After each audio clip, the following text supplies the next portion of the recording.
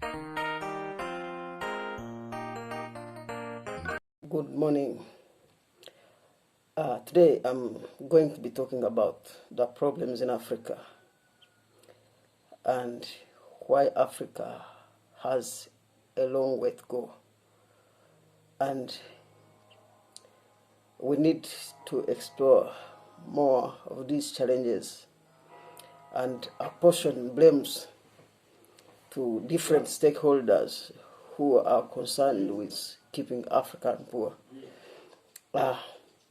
We need to look at the leadership question, the governance question in Africa, and see if at all Africa is ably willing or in position to take us or to advance us to prosperity and civilization. If we look at what is happening today in Africa, we shall see leaders selling Africa, wealth and people to the rest of the world.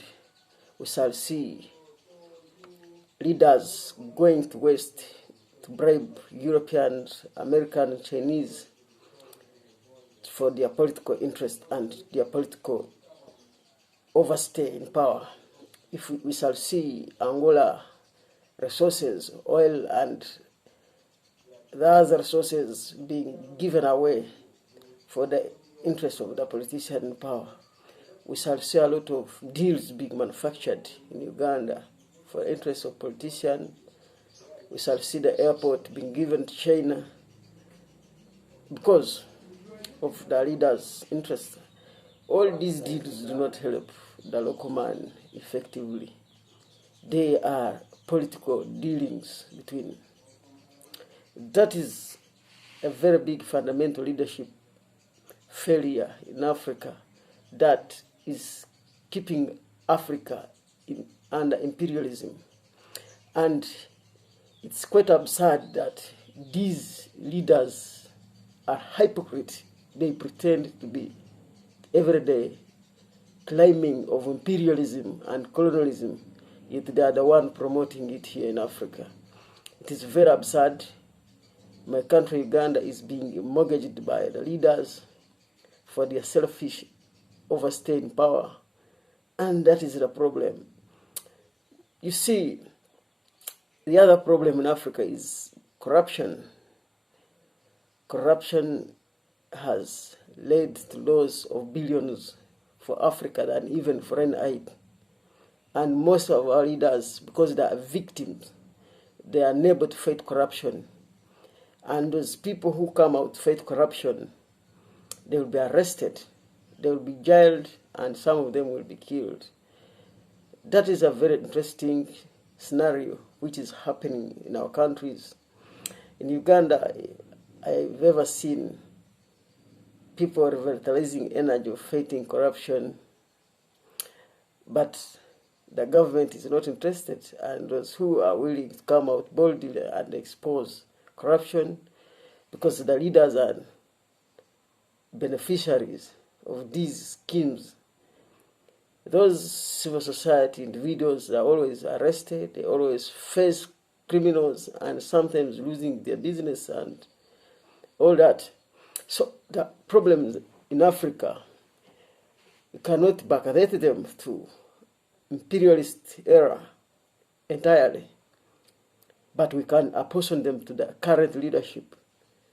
The challenges of the economy today, creating big government that exploits people, the administrative units and structures that are non-productive, actually feeding the productive entrepreneur sector of the country, is the challenge that we must talk about and then advise the government to change and create a lean government that has only three fundamental roles of protecting the liberty and property of people, defending the country, and also offer justice system. So if we keep going on with the current trend of poor governance, where leaders want to overstay in power through injustice, killing people, we are going to have problems and Africa will remain behind. We cannot apportion blame to history, but history can teach us to maneuver the better strategy of how we can lift Africa from poverty. This is the time the civil society, the activists, those who are desirous of freedom, to take the challenge and challenge the narrative of freedom power to achieve freedom for the people and Africa. Thank you very much. I'm Mwesige Joram, activist, a libertarian, and a capitalist. We meet in the next video. Thank you very much. Yeah, the other thing we should talk about is about trade in Africa. If you look at trade dynamics, our import and export, the size of population, Africa has a potential of development, prosperity, but the challenge is quite political, to the extent that the infrastructure of each independent country cannot enable most of these small countries to develop. There are very many boulders. There are boulders and roadblocks in the name of visa and boundaries that are costly in terms of trade dealings between businessmen in Africa and entrepreneurs.